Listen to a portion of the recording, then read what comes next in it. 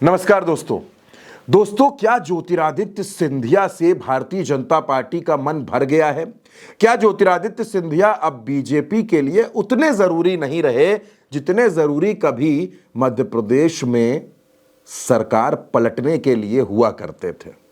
दोस्तों, ऐसा इसलिए हो रहा है क्योंकि मध्य प्रदेश में ज्योतिरादित्य सिंधिया के खिलाफ भारतीय जनता पार्टी के नेता ही बोलने लगे हैं। क्या हुआ था दरअसल दोस्तों, वो मैं आपको बताऊंगा। दरअसल दोस्तों, मध्य प्रदेश में विधानसभा की सीट का उपचुनाव हुआ। वहां पर भारतीय जनता पार्टी चुनाव हार गई। अब दोस्तों, भारतीय जनता पार्टी जब चुनाव हारी तो उसके बाद तमाम तरीके के सवाल खड़े होने शुरू हो गए, क्योंकि जिस सीट पर भारतीय जनता पार्टी चुनाव हारी वो विजयपुर की सीट है।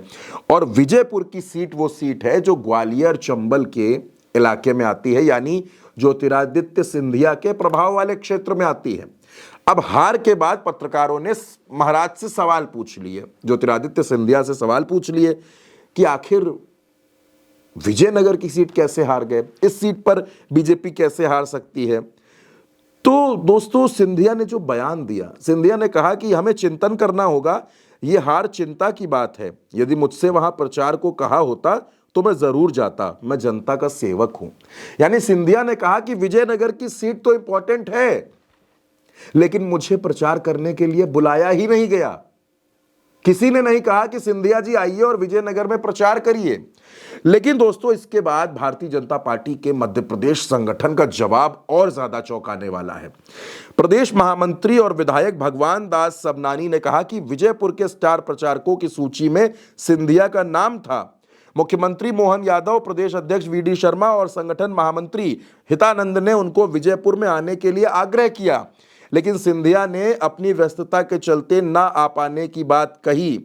ऐसे में वो ये कैसे कह सकते हैं कि उनको बुलाया नहीं गया? ये कहना तो गलत है। अब दोस्तों, जब ये बात हुई तो हितानंद जो है, प्रदेश महामंत्री हैं जो भारतीय जनता पार्टी के, वहां उन्होंने कहा कि मैं बयान में नहीं लगता। हालांकि नेता प्रतिपक्ष उमंग सिंगार ने तो तंज कसा है दोस्तों। अब दोस्तों, विजयनगर से कौन हारा था चुनाव, ये भी समझ लेते हैं। 2 सीटों पर चुनाव हुआ था, विजयनगर बुधनी। और विजयनगर सीट पर जो मध्य प्रदेश सरकार के मंत्री थे रामनिवास रावत, मंत्री जी चुनाव हार गए, मंत्री रहते हुए चुनाव हार गए।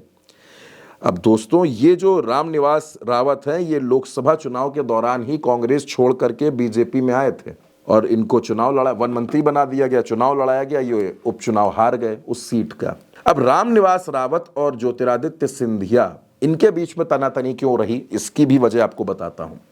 दरअसल कहा यह जाता है कि जब ज्योतिरादित्य सिंधिया ने कांग्रेस छोड़ी थी उस समय, तो ये जो रामनिवास हैं रामनिवास रावत जी जो वन मंत्री हैं, जो चुनाव हारे हैं, इन्होंने सिंधिया के साथ कांग्रेस नहीं छोड़ी थी, ये कांग्रेस में बने रहे।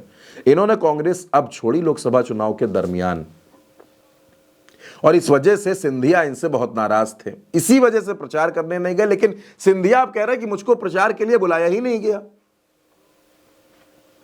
बीजेपी कह रही हमने तो बुलाया था, आप बिजी थे, आप आए नहीं। यानी बीजेपी के नेता ही सिंधिया के खिलाफ बोलने लगे, खिलाफ खड़े हो गए हैं।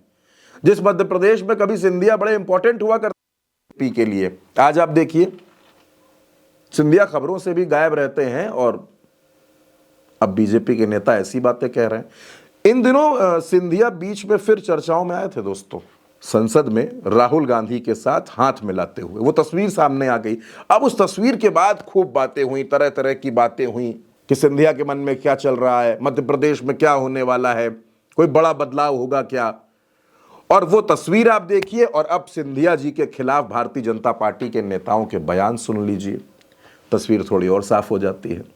फिलहाल दोस्तों, इस खबर में मेरे साथ इतना ही, लेकिन यह खबर बड़ी है, इस खबर पर अपनी राय जरूर दीजिएगा, कमेंट बॉक्स में अपनी राय बताइएगा, और उल्टा चश्मा यूसी को सब्सक्राइब करना बिल्कुल मत भूलिएगा।